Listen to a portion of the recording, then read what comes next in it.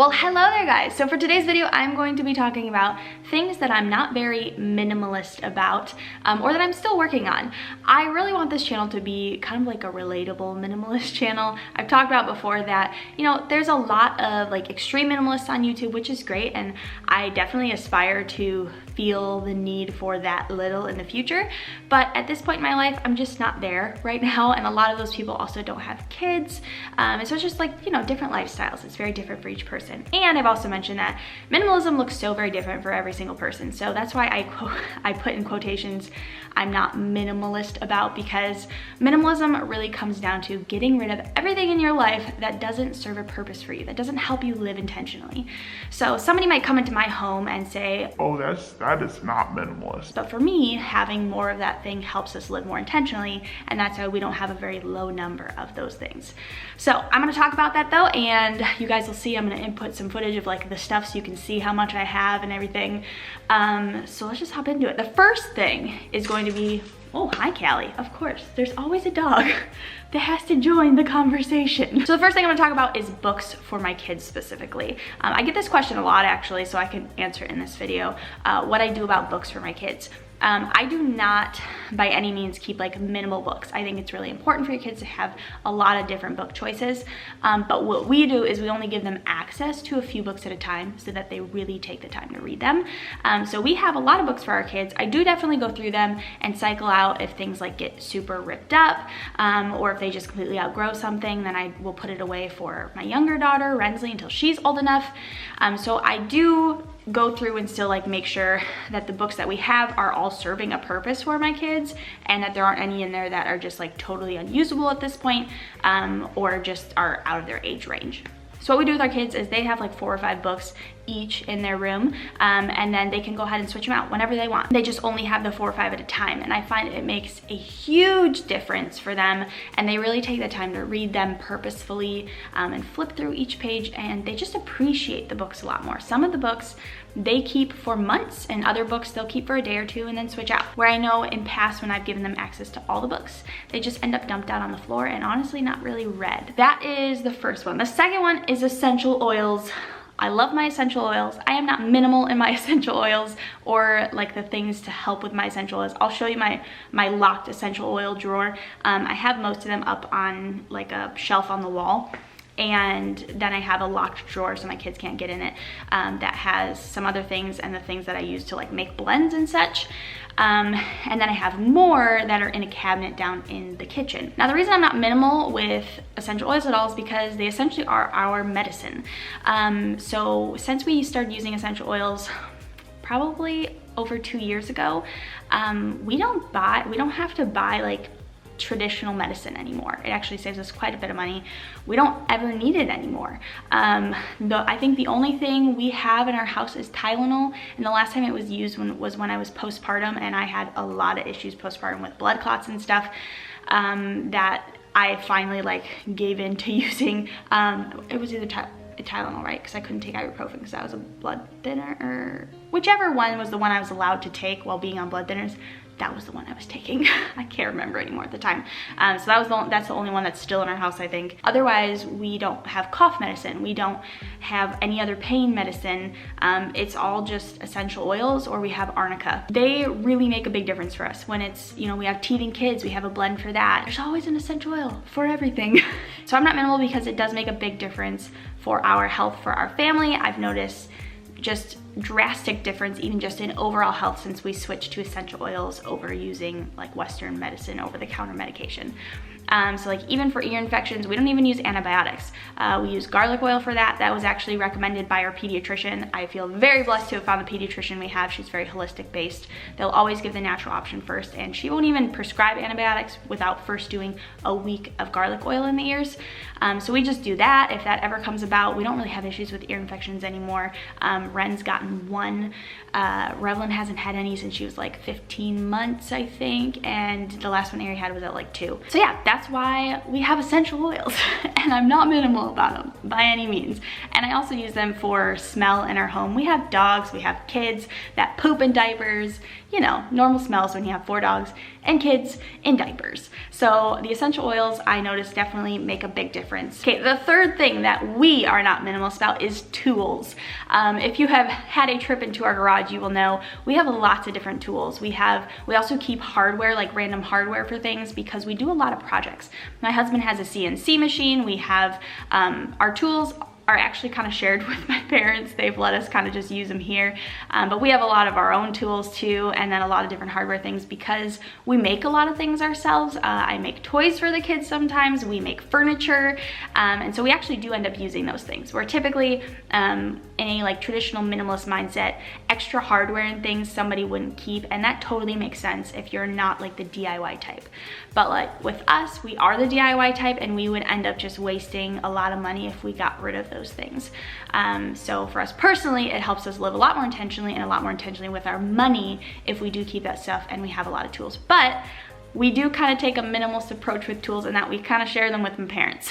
We have our own other things we use a lot, but like things like a chop saw, sanders, we kind of just swap them back and forth from our houses. Okay, and then the fourth thing that I am not minimalist about purposefully is kitchen items, kitchen cooking things. I definitely will say, if you look, I have a video that goes through all of my kitchen cupboards and shows you everything that's in the cabinets, in the cupboards, in the drawers. So I will link that up in cards for you guys and in the description box if you missed it, so you can see everything I have. I think in comparison to the typical family that's not striving to live a minimalist lifestyle, we definitely have a lot less. They would look in our cupboards and be like, wow, you don't really have a lot.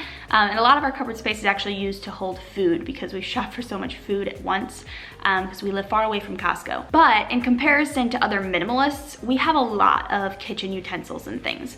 And I think that that is really for us because we cook a lot. We are a vegan family. We try to cook a lot from scratch when we can. We have our times when we're not perfect and we eat out or we buy too many processed vegan things for a short while, but we do cook a lot and we do freeze a lot. So we have a lot of mason jars. This is kind of like 4.5. I am not minimalist in mason jars by any means, or Tupperware, I guess you could say, because we use it as Tupperware.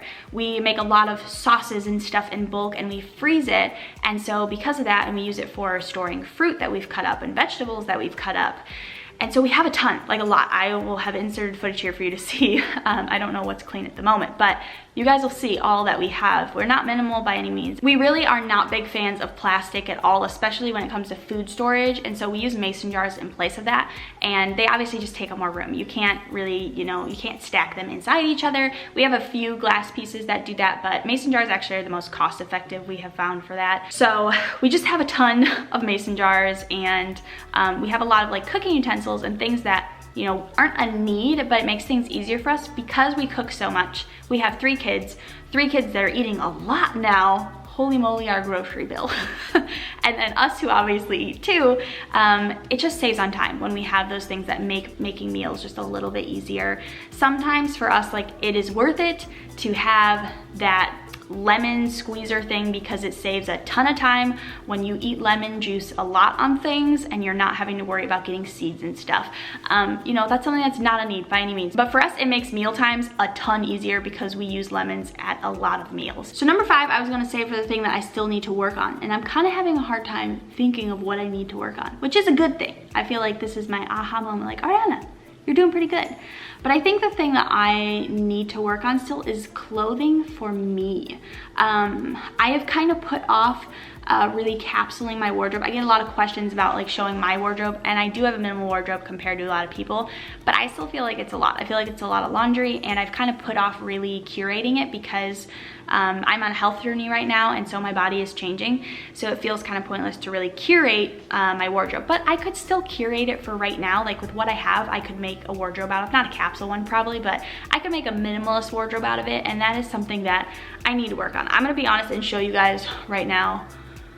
I think I have a few baskets just full of laundry, and then my clothes that are hanging up. In the baskets is like some dirty clothes, and some of it is my kids, but you guys have seen like a lot of that is not gonna be theirs because they have minimal capsule wardrobes. I need to work on it. I'm not perfect at it. And clothes is actually the first thing I ever cleaned out when I started a minimalist journey, which is funny. And like I said, I have gotten down to a more minimal wardrobe compared to other people. But if I'm honest, if I looked at my whole wardrobe, I pretty much only wear my undershirts, my Tentry stuff, and my pants, and I still have other shirts that aren't Tentry. I pretty much only wear my Tentry things. So I've gotten how many? 2 mystery bags. So I think I have 10 tops from Tentry, which is probably plenty. Well, 3 of those are sweaters, I think. 4. Well, this is one of them, which goes over, obviously, like an undershirt at least. And I have 2 hoodies and like a zip up.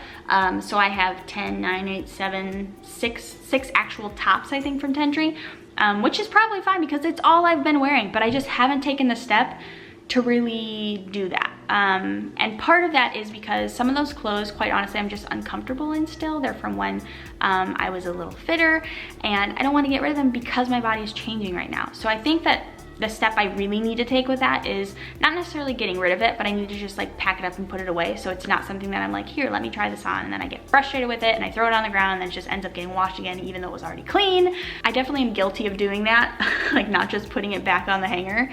Yeah, I need to work on that. So that is honestly though, really the one thing that I really need to work on is my clothing. Oh, but I just thought of a 6th thing that we are not minimalist about, and that is games. We have a lot of games, but we also share them with Ryan's parents, but a lot of them end up coming here because we play games here. If you watch our vlog channel, then you know that game nights are a big thing with our friends and our family. We do it all the time, so we by no means are minimal in the game world.